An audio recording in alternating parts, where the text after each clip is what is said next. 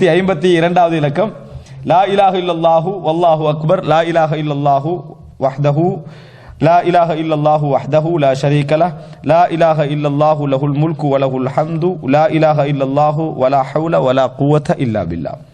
இந்த வார்த்தையை அதாவது சுனன திர்மிதில 30வது இலக்கத்தில் வருது, 3430 திர்மிதில வரக்கூடிய செய்தி. யார் இந்த வார்த்தையை சொல்லுகிறார்களோ, அதாவது மன் காலஹா ஃபி மரதிஹி சும்ம மரித் ஃபி மரதிஹி சும்ம மாத் லம் தத்அம்ஹுன் நார் லம் தத்அம்ஹு அன்னார். யார் இந்த வார்த்தையை சொல்லி அந்த நோயிலேயே மரணிக்கிறாரோ அவரை நரகம் என்ன செய்யாது, தீண்டாது. அப்படி என்ற ஒரு செய்தி என்ன செய்கிறது, இதுல வருகிறது.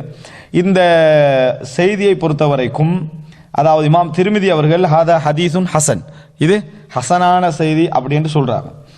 அதே நேரத்தில் என்னது, ஷுபா என்ற அறிவிப்பாளர் இதை மௌகூஃபா அறிவிச்சுக்கிறாரு அப்படின்னு சொல்லி. மௌகூஃபான்னு சொன்ன என்ன, அதாவது இதை அறிவிக்கக்கூடிய நபித்தோழர்கள் அபூ சயீத் அல் குத்ரி, அபூ ஹுரைரா ரலியல்லாஹு அன்ஹு அறிவிக்கிறாங்க. அப்ப மௌகூஃப்னு சொன்னா அவங்க ரெண்டு பேருடைய சொந்த வார்த்தையாக என்ன செஞ்சுக்கிறாங்க, அறிவித்திருக்கிறார்கள் அப்படி என்கின்ற ஒரு பதிவு என்ன செய்யப்படுகிறது.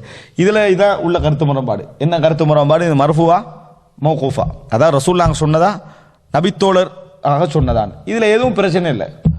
ஏனென்றால் நபித்தோழர்களுடைய வார்த்தைகள் மௌகூஃபண்ட எங்க பாதிக்கும் என்று சொன்னால், அது மறைவான விஷயங்கள், கூலியோடு சம்பந்தப்பட்ட விஷயங்கள், இவைகள் அல்லாத இடங்கள்ல பாதிக்கும். ஆனா இது என்னது, நபித்தோழர் இஜ்திஹாத் பண்ணி சொல்ல இயலாது.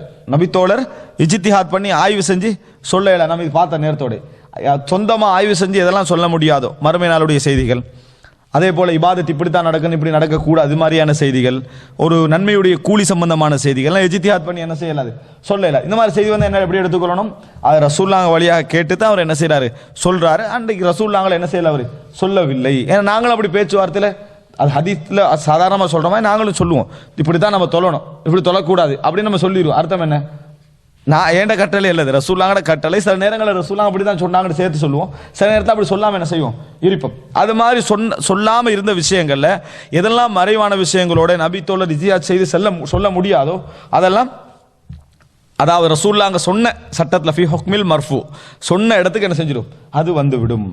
இதுதான் என்னது இதுல உள்ள அதாவது சுருக்கமான ஒரு முரண்பாடு.